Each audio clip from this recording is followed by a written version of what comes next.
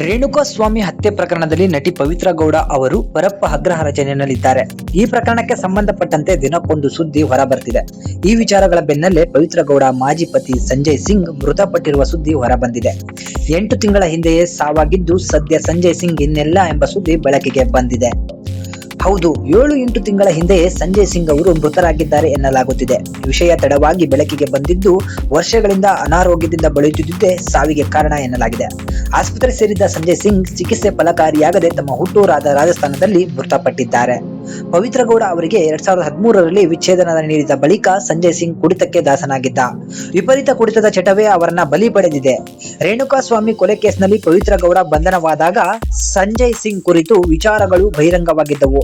ತಮ್ಮ ಮತ್ತು ಪವಿತ್ರ ಅವರ ಸಂಬಂಧದ ಕುರಿತು ವಿಜಯ ಕರ್ನಾಟಕ ವೆಬ್ ಜೊತೆ ಹಂಚಿಕೊಂಡಿದ್ರು.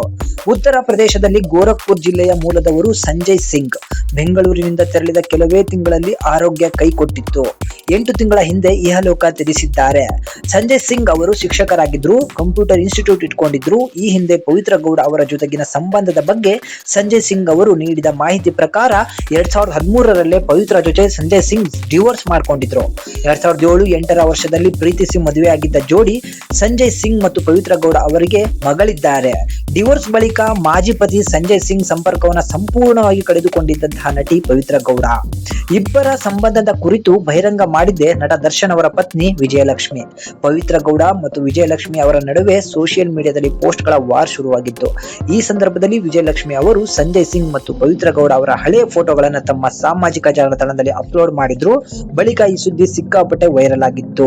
ಮೊದಲ ಪತಿ ಸತ್ರೂ ಕೂಡ ಅವರ ಬಗ್ಗೆ ಯಾವುದೇ ರೀತಿಯಾದಂತಹ ಒಂದು ಗಿಲ್ಟ್ ಅನ್ನ ಇಟ್ಕೊಳ್ಳಿಲ್ಲ. ಯಾಕಂದ್ರೆ ಅವರು ನಾನು ಪತಿಯನ್ನ ನೋಡಕ್ ಹೋಗ್ಬೇಕು ಅಂತ ಯಾವುದೇ ರೀತಿಯಾದಂತಹ ಅರ್ಜಿಗಳನ್ನು ಕೂಡ ಸಲ್ಲಿಸಿರಲಿಲ್ಲ. ಈಗ 7-8 ತಿಂಗಳಾದ ಮೇಲೆ ಅವರ ಪತಿ ಸತ್ತಿರುವಂತಹ ವಿಚಾರ ಜಗತ್ತಿಗೆ ಜಾಹೀರಾತಾಗಿದೆ.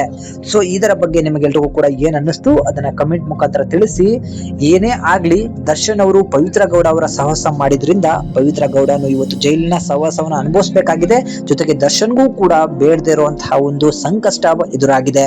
ಏನೇ ಆಗ್ಲಿ, ದರ್ಶನ್ ಜೊತೆಗೆ ಆ ಒಂದು ಕೊಲೆಗೆ ಜೊತೆಗೆ ಪಾತ್ರರಾಗಿದ್ದವರು ಎಲ್ಲರೂ ಕೂಡ ಈಗ ದರ್ಶನ್ ವಿರುದ್ಧ ತಿರುಗಿ ಬಿದ್ದಿರೋದು ದರ್ಶನ್ಗೆ ದೊಡ್ಡ ಆಘಾತನೇ ಅನ್ಬಹುದು.